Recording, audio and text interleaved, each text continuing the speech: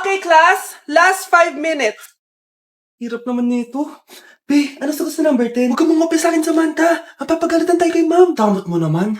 Ayaw mo akong pakopyahin, ha? Bilisan nyo, class. 1 minute na lang. Ma'am, nangongopya po si Scarlett sa akin, no? Apakasinungaling mo, Samantha. May nangongopya pala dito. Bagsak ka na sa akin, Scarlett.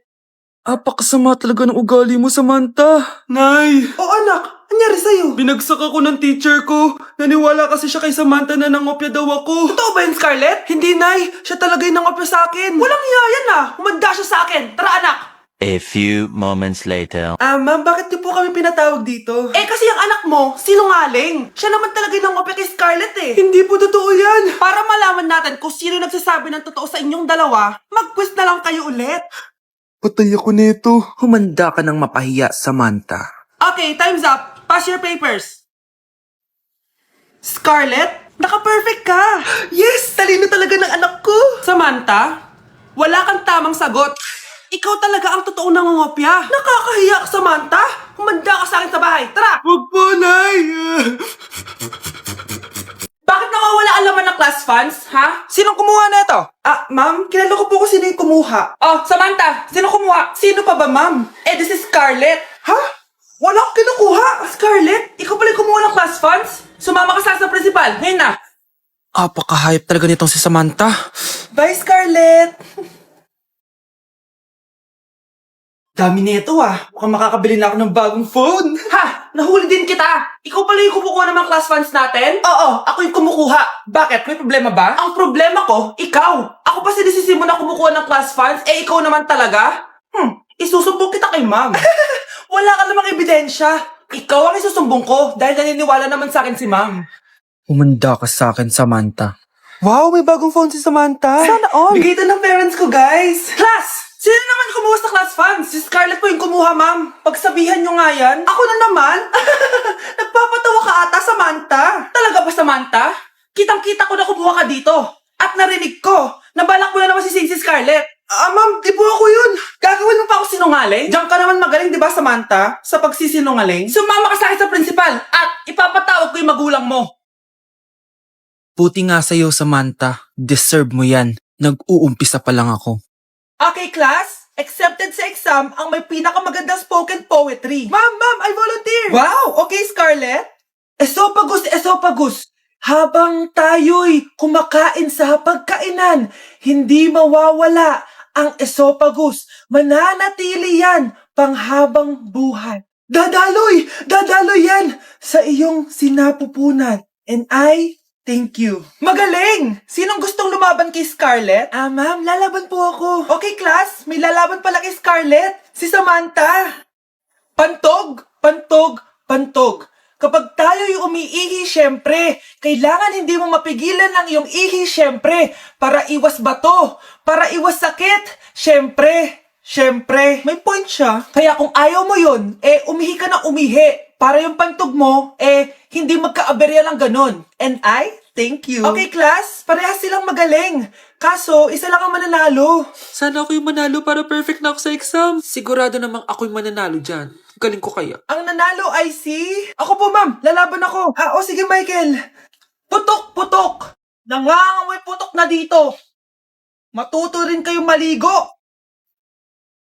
For our last question, ano ang full name ko?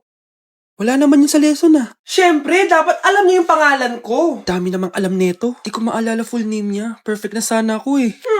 Kapag di niyo nasagutan yan, -10 kayo sa akin. Aba, ma'am, paano namin malalaman yung full name mo? Di ka naman nagpakilala sa amin. Ano ka, sikat? Artista? Ang lakas mo mag-minus kapag di nasagutan yung full name mo? Sige nga, ano full name ko? Kapag di mo nasagutan, ma-minus ko yung sweldo mo. Tsaka magagamit ba namin yan kapag nagtrabaho na kami? Di naman, di ba? Pakin namin sa full name mo. Good morning, class. Na-like ng kifi ko. Na-like ng deck ko. Aba, grabe na tong mga to. Ganyan na ba yung mga natututunan nyo ngayon? Sabi ko na nga ba walang magandang dulot yung TikTok na yan. Uso kasi to, ma'am. May bago na nga Hay naku, Samantha, tigilan mo ako. Ano namang bago yan? Eto po, ma'am, tuturuan ko kayo. Anong pinang-like mo, Samantha? Yung esophagus ko po, ma'am. Esophagus? Grabe yung talent nyo, Ikaw naman, ma'am. Try mo din. Sige. Ma'am, mali po kayo. Ma'am, sumobra po kayo. Hindi na po esophagus yan. Bitukan na po yan. Nay, alis lang ako, sige, anak. Iniwan niya phone niya. Ano kayang pinag-uusapan nila dito? Mga walang iya kayo. Humanda kayo sa akin. A few moments later. Bakit niyo po kami pinatawag, Nay? Kung hindi ko makikita yung phone ni Kyle, hindi ko malalaman yung pinagsasabi niya sa akin. Lagot tayo, ate. Kung san-san mo kasi nilalagay phone mo, Kyle? Nakalimutan ko eh. Mag-umpisa tayo sa'yo, Kyle. Anay, puro na lang itlog at hotdog niluluto ni nanay. Mas masarap pa magluto yung kapitbahay natin. Sige, next time, ipagluluto kita na sinigang na hotdog. O ikaw, Brianna. Alam niyo bang nagalit sa akin si nanay kasi dati with high honors ako, diba? Tas ngayon with honors na lang. Siya nga bagsak nung high school eh. Oo, bagsak ako. Pero top 1 ako ng kinder. Kevin? Wala akong sinasabi Sabi talaga si nanay, umaga pa lang galit na siya. Tapos utos pa siya ng utos. Bawal ba magpahinga sa bahay na to? Grabe. Wow, wala ka palang sinasabi At ikaw, Scarlett? Yes, Nay. Mga be, alam niyo bang galit na galit sa akin si nanay dahil daw nag-boyfriend ako na maaga? Siya nga maagang nabuntis Di naman ako naggalit sa kanya. May problema ka ba sa maagang nabuntis? Wala akong problema, Nay. Idol nga kita Ha? Anong idol? Buntis din ako. Hala, na paano siya? Be, anong iniiyak-iyak mo dyan? Nagre-relapse ako, be. Nakita ko kasi mga favorite song namin sa Spotify rap results ko. OA mo, be. Okay, class. Kanina notebook to? Hala, diary ko ba yun? Sige, tatapon ko na to. Total, wala naman may-ari sa inyo, Ma'am, wait! Diary ko po yan. Oh, Scarlett, pwede mo bang basahin sa buong klase kung anong laman ng diary mo? Babasahin? Ma'am, nakakahiya. Go, Bes! O, ganito, Scarlett. Pag binasa mo yan, may plus points ka sa akin. Sige na nga, para sa plus points. Dear Diary, niligawan ako ng crush ko. Para ako nasa movie at kami yung bida. Siri, play Snow on the Beach. Yee! Ang harot kaya pala may Taylor Swift ka sa Spotify rap mo Ano ba? Ito na nga, next na. Dear Diary, nagselo siya sa boy best friend ko. Gusto niya na makipaghiwalay sa akin. Hindi ko kayang mawala siya. I will die for you. OMG! Hula ko. Nasa Spotify rap pa si The Weeknd, no? Eto na nga. Medyo masakit to. Dear Diary, balita ko, may bago na siyang girlfriend. At yung best friend ko pa yung bago niya. Paano nila nagawa sa akin to? Parehas silang traitor. Hala, okay lang yan, bes. Kaya, ayun, nasa top song ko yung Kill Bill ni SZA. Magre-relapse na yan! Tumigil nga kayo! Class, tumigil na! Hello ma'am, sorry I'm late. Nga pala, class, may bago pala kayong kaklase. Dear Diary, eto na ba yung binigay ng universe para sa akin? Hi classmates, my name is Jake. Ang pogi ng pangalan tapos ang tangkad niya pa. Siya na talaga yung para sa akin. And sa mga nagtatanong, may jowa na po ako. And 3 years na po kami. Dear Diary, suko na ako. Ayoko na magjowa. Mamamatay na lang talaga akong single. Nay, ang taas ng grades ko. Congrats. Kain tayo sa labas, Nay. Sabi niyo pag mataas grades ko, kakain tayo. Wala akong time, anak. Nay, nagugutom po ako. Anak, may ginagawa ko. Nay, di po ba kayo magluluto? Ano ba yung anak? Ang tanda mo na, di mo pa rin kaya magluto para sa sarili mo? Kita mo ang dami ginagawa dito? Storbo to. Sige po, Nay. Ako na lang po magluluto. Mari! Oh, Mari, ba't parang takot ka? Ang dami na kasi nawawalang bata sa barangay natin. Yung kapitbahay natin, 4 na araw na nawawala yung anak niya. Baka naman nag-away lang sila tapos lumayas yung anak niya. Basta ikaw, Scarlett, palagi kang mag-iingat sige po, tita. Masyado ka nagpapaniwala sa fake news, Mari. Nay, tignan niyo po yung drawing ko. Ang ganda, anak. Di mo pa naman nakita Nay, punta po kayo sa school bukas. Kakanta po ako sa stage. Sige anak. Pupunta ako pag may free time ako. Talaga, Nay? Yay! Uy, Mare, kakanta anak mo ngayon. Hindi ka ba pupunta? Hindi na siguro, Mare. Marami pa akong gagawin. Hinihintay ka nun. Pagbigyan mo na. Minsan lang. Naku, Mare. Sagabal lang yun sa trabaho ko. Sige na. Marami pa akong gagawin, Nasaan ka na ba, Nay? Malapit na akong tawagin. Hindi ka mahal ng nanay mo. Mahal ako ng nanay ko! Tao po. Bakit po, sir? Kayo ba yung nanay ni Scarlett?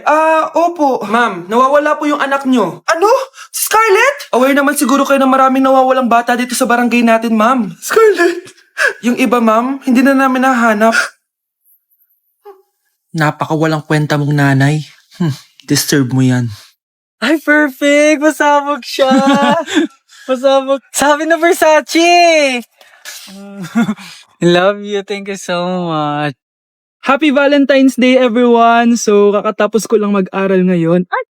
And ayun guys, susurpresahan natin si Honey Bunch. Ayun guys, binilan ko siya ng cake. Tapos ito special gift to. Tapos ito flowers. Tapos sa likod nitong car, ayun may balon doon. May mga balloons doon sa likod. Tapos doon ko gagawin yung surprise ko mamaya. And hinihintay ko siya ngayon. Ang tagal-tagal niya pumunta dito. And also guys, later magdi-date kami. Magdi-dinner kami somewhere around BGC. And ayun guys, kayo, kamusta naman yung Valentine's Day niyo?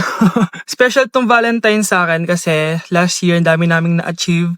And then, 3 years na kaming magjowa ni Honey Bunch. So, kaka 3 years lang namin noong January 12. So, marami na kaming achievements. And this is just a celebration of that. And more celebrations to come. So, susulatan ko rin pala siya ng letter. Ayan, para sweet tayo. Ayan, para ma-feel niya talaga na mahal ko siya. Ayan. Wala pala akong papel guys. Envelope lang to. Tapos, dito na lang ako sa likod magsusulat. Pwede naman yun, di ba? Hindi talaga ako ma-letter na tao, pero today is a special day, kaya bibigyan natin si Honey Bunch ng letter. Sana na-touch ka. So, tapos na ako. 1, 2, 3. Siya lang pwede magbasa neto. Guys, may problema ako kasi ang hangin dito, pag binuksan ko tong likod ng kotse ko, lilipad lahat ng balon sa taas. So, di ko alam kung paano mangyayari niyan mamaya. Guys, nandito na siya. Happy Valentine's Day! Uy, ang ganda nito. Right. Happy Go Valentine's outside. Day. Thank Sa'yo. you so much. May sunflower. Let's go outside. Pila sa damit ko. Come here, baby. I have another gift for you. Ay, shit. Ay, perfect! Pasabog siya! Pasabog siya! Huwag mo nang bubuksan mamaya na yan. Ito yung Love snack you. mo. Ito yung snack mo mamaya. Love Happy you. Valentine's. Flowers Let's muna take doon. a pic.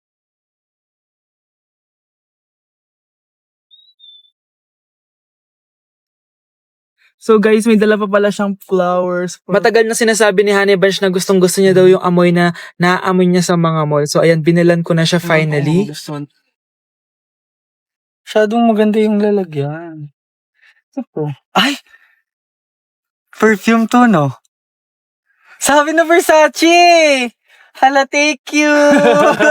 Di ba gusto mo yan? Oo! May perfume ka na.